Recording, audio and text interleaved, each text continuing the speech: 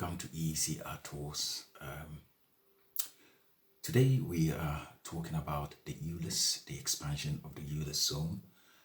As at the 29th of August 2023, the Mayor of London, Sadiq Khan, pushed through the idea of expanding the ULEZ zone, which is the ultra low emission zone, from the old congestion charge zone area to cover all the 32 boroughs of London. So basically staying any area within the radius of the M25 will are subject, basically going to be subject to this ULEZ expansion. And people that are using vehicles that are non-compliant will have to pay £12.50 a day to be able to drive in these areas.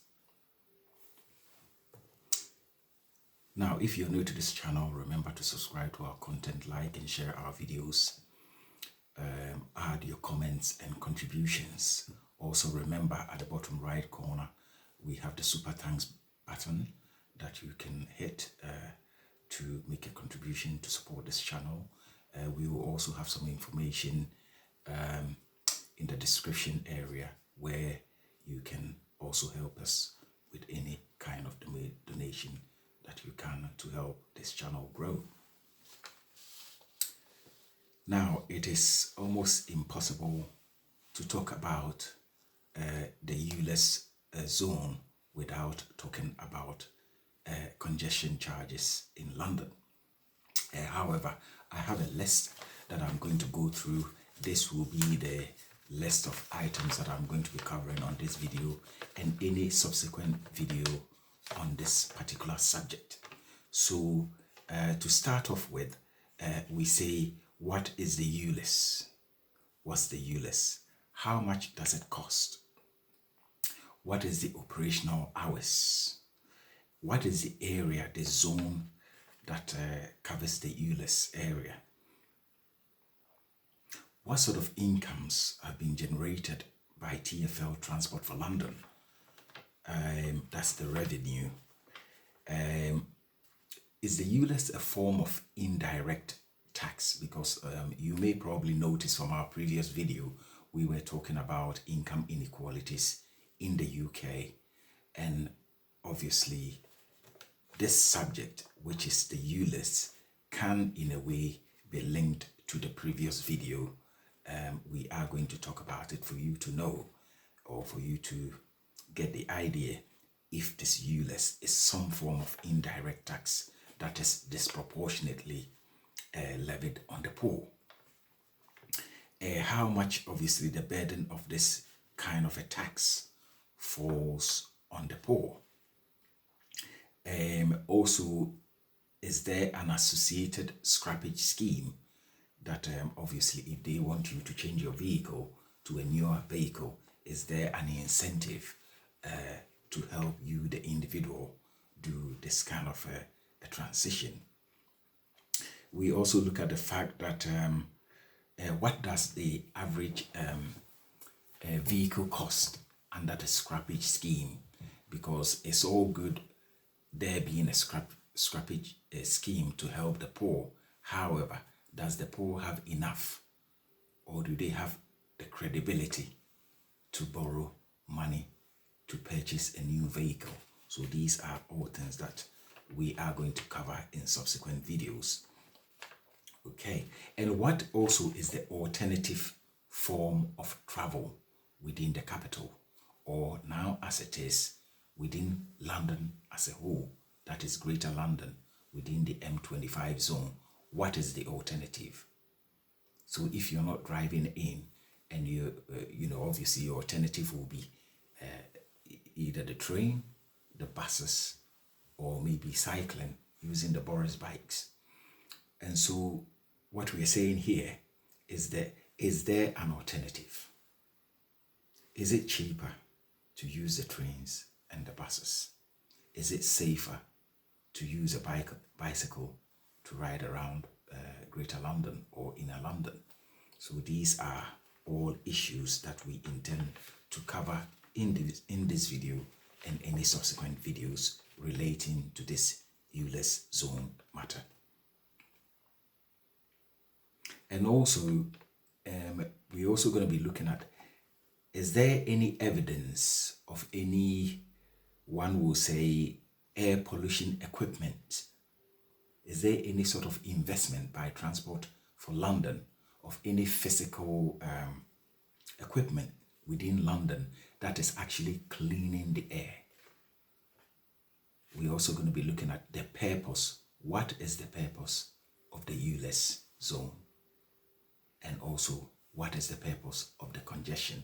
And this is why, as I mentioned earlier, you can not treat the subject without actually going to the starting point, which is the introduction of the congestion charge in London, which is a few years back. Okay. So I suppose, yes, these are the main items that hopefully I will be covering. I think probably the final item also is on the public approval. Has there been adequate consultation to support this expansion? What has the result been? And why is the Mayor of London, Mr. Sadiq Khan, bent on pushing on with the expansion of the ULEZ zone? So in 2003, the then Mayor of London, the very first Mayor of London, Mr. Ken Livingstone, who became a Mayor of London under Labour, basically on the Labour government ticket, is the one that came with the idea of introducing the London congestion charge. Now, this is based on a scheme that obviously they had seen in Singapore, but apparently London's congestion charge is basically, the zone is the largest in the whole world. Now, when Ken Livingstone introduced this congestion charge in 2003, the original charge was for an amount of £5 a day for using the zone. That was in 2003. Now, soon afterwards, thereabout in 2005 July, so basically the scheme started on the 17th of February 2003 at £5 a day. And in all fairness, in those days, when there was any sort of price increment, they were always like in the pence. Let's say you know, if there was a charge of £5 and it was going up, it would have normally just gone up by maybe 50 pence. But in the first time within this country that we saw price increases that were in excess of 60%, these were sort of ideas that was introduced by the very unpopular Mr. Ken Livingstone. So come July 2005, he had increased the congestion charge to £8 a day. Then subsequently in January 2011, it was increased to £10. Then come 2014, it was £11.50. And then by June 2020, this had been pushed up to £15 a day. And therefore, if you entered the zone, you had to pay this money. Otherwise, you receive a penalty notice, of which it was issued as £160. But then if we pay within 14 to 21 days, then you actually pay half of it, which is £80. Now, so we say, what was the purpose? Why was the congestion charge introduced? Now, it was introduced for the basis of reduction of traffic, road traffic into central London, and also reducing harmful emissions, thereby having cleaner air quality within London, and also to raise funds for London public transport, i.e. for the Transport for London, to basically improve the public transport within central London, and also to reduce noise pollution. So these were the main points or arguments for the establishment of the congestion charging zone in 2003, February. Now, what was the coverage area? So basically, looking at the north side of it, you're looking at places like King's Cross and Islington, and to the east is Tower Bridge. Then to the south, you're looking at a place like Vauxhall, and to the west, sort of Marble Arch, sort of Paddington, that sort of direction. So this is the radius of the original congestion charging zone. And the normal operational hours, I think that is also changed because we constantly having a lot of changes. I think this has become one of the major problems in modern times in Britain, because there is so much change that the individual loses track. Many years ago, if obviously any idea was introduced and there was going to be any sort of changes, it does take a few years for those changes to come. But now we seem to be having rules being made almost year on year, such that you lose track what year you're on. But then sticking to this, the congestion charging hours, working hours, as we know at present, is 7 a.m. to 6 p.m. Monday to Friday, and then on the Sunday and Saturday is from midday, that is 12 noon to 6 p.m. And so between the hours of 6 p.m., obviously after 6 p.m. in the evening, all the way to probably 7 or 6:59 a.m. in the morning, one is able to use this area without having to pay the congestion charge. The other days that are exempted, Christmas Day and New Year, are also exemption days. And so, this process has been going on, and there has been a great deal of money that has been raised. Now, according to public information, obviously from TFL, in the 10-year period, i.e. coming up to December 2013, the congestion charge had raised an amount of £2.6 billion. And then the question is, what is the alternative? So if I mean, the idea is to discourage people from coming into town with their cars. But then research also shows that it is actually more expensive to use the London buses and trains than to actually drive in. And so this is a problem, because that potentially defeats the whole purpose. Because if you're charging congestion charge and discouraging people from coming in with their cars, then in effect, Transport for London should create a transportation system, i.e. the cost of bus travel and the cost of train travel within London should be much cheaper, as a way of creating an incentive for the public to use these services rather than coming in with their cars to pollute the central London. Obviously, I also have to remind you that you also have the Thames River boat, which you can also use that to travel east and west, obviously on the Thames within London. So all these services, public transport services, must be cheaper than driving in. So my question therefore is 2.6 billion. How have this money been used? Do we see any physical investment, as I say, air cleaning equipment installed within a certain radius, basically regular intervals within London, cleaning the air? I have not seen anything like that. According to the statistics or the information from Transport for London, this 2.6 billion pounds that was raised in the period of 10 years of the congestion charges, part was used to make bridges, fix the roads, and create paths or cycling and walking areas within London. I don't know, but the roads in London are not the best that I have seen.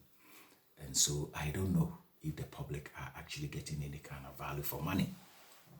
Then there were also £960 million has also been invested in the bus services. So the bus services, they are not cheap. They are not cheap. They are not that. Obviously, the research shows that if you were to do 20 journeys within London in a day using public transport, i.e. the buses, the trains, the river boats, and you come in with your car, it is actually cheaper for you to come in with your car. And so if they say this money has been invested in the buses, I couldn't see how that has been of any great benefit to anybody, because the buses are, when you get on the London bus, you do pay for it. And it's not also cheap. It's not cheap. And so this is a problem. It is a problem. And so now I'm going to go on to the ULEZ, basically to talk about the ULEZ. But the reason why I started off with a congestion charge is that when you come to the ULEZ, so the ULEZ is the ultra low emission zone, right? But this time, okay, just as a quick reminder on the congestion charge, so the electric cars were actually exempted when it was introduced. So if you had an electric car, you weren't gonna pay. So it was an encouragement for people to buy electric cars. But as we know now, from December 2025, the exemption on the electric cars will be taken away. Everybody comes in, they're going to be paying that £15. So that's on the congestion charge. Then we got the ultra low emission, which was also the coverage area was also within the congestion area. So this ULEZ zone was introduced by the then Mayor of London, Mr. Boris Johnson, in 2015, March 2015.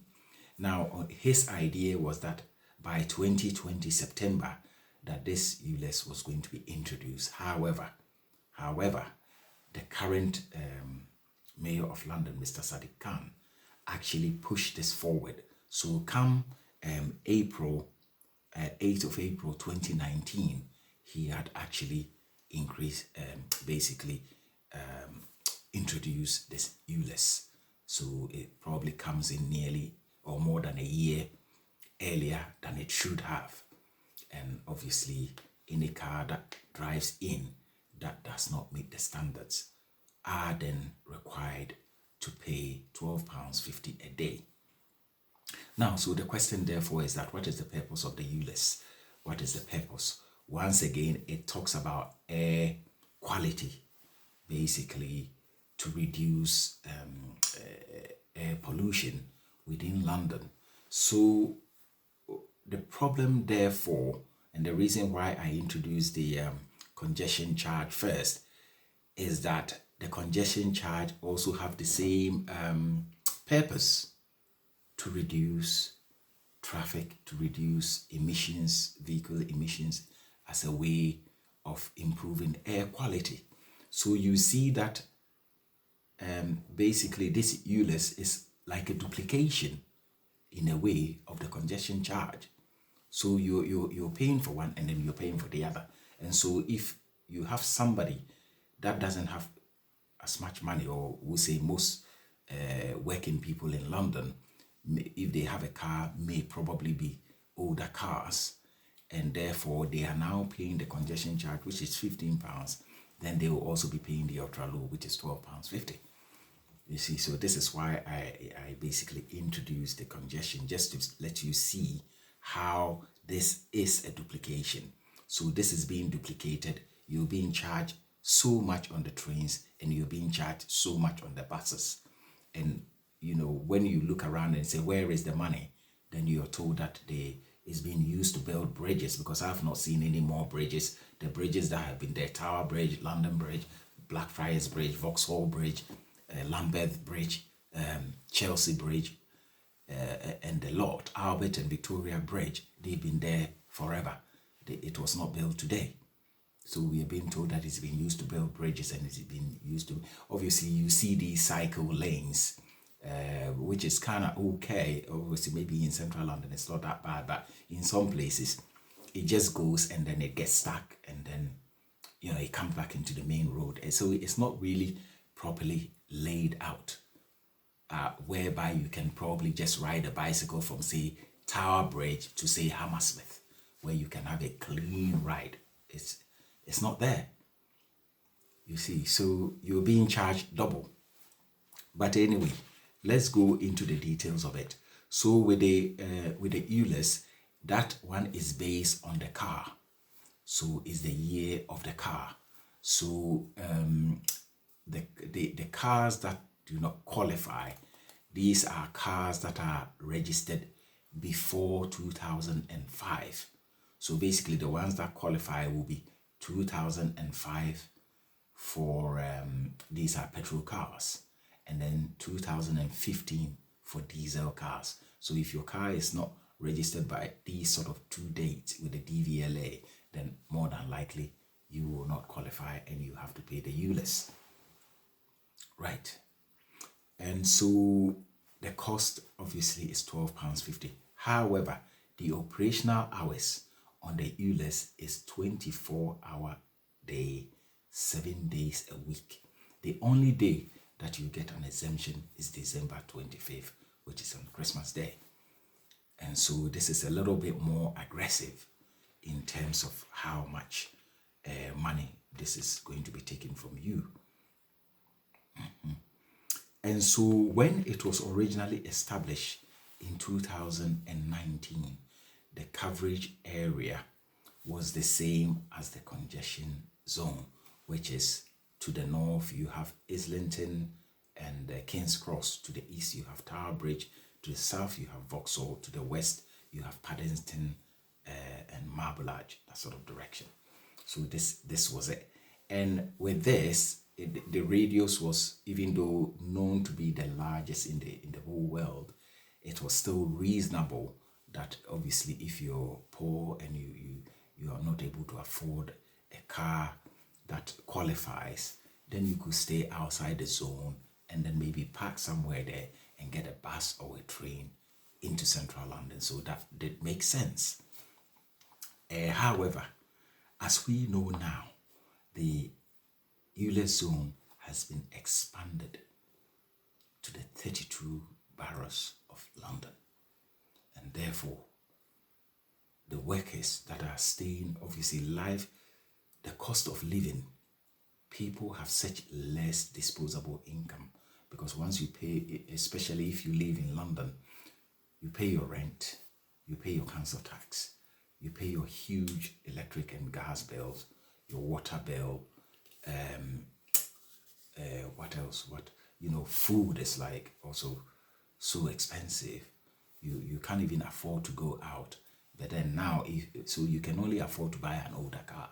And then when you buy that older car, you're staying outside the old zone, which was much smaller, obviously outside the Tower Bridge area, Kensington area, and Islington, staying on the outside.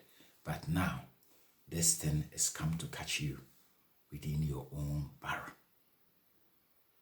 And so, how are people expected to cope? Okay, they say, okay, yeah, we've got you a scrappage scheme. So the scrappage scheme, let's say your old car, you get a scrappage scheme that basically is going to give you £2,000. But your average new electric car is probably something like, probably the cheapest £25,000 and more. Are you with me? Probably more, maybe 30,000 is a realistic average figure for a new car that will qualify. And so you get that 20,000 and you don't have that much savings. Your credit ratings is not great. How are you going to afford to get this new car? So these things are offered, but in practice, you will realize that people cannot just afford it. Now, how much money has the ULEZ raised since its introduction, figure here from TfL comes up as £224 million. So once again, the idea is money being raised from both the congestion. The congestion is a huge amount of money, and this amount of money to basically raise to improve air quality and also to raise revenue for London transport. But the idea is that if you're raising all this money, then the public transport, the usage of it should actually be much, much cheaper than bringing your car into London. This is the only way that you are going to be encouraging people to basically leave their cars elsewhere and come into London with public transport when it's cheaper and reasonable. But if coming in with your car is cheaper, then in effect, what does this scheme achieve? Then the scheme is counterproductive. Then the scheme may be deemed as more of a tax, an indirect tax, once again on the poor. And this is what we were discussing in the previous video about income inequalities. You have all these schemes duplicated. The cost of this bus ticket, all these things are sort of hidden taxes, and the poor are disproportionately at a disadvantage. There is a writer, Ross Clark, who wrote in The Spectators in 2022, obviously expressing this idea that all these congestion charges, ultra low emission, these are in a way, it leaves a disproportionate higher burden on the have-nots, because the rich can easily pay these amount of monies per day, but the poor, if you're paying that per day, you can't even afford to have the car, let alone. So all these things really needs to be reviewed.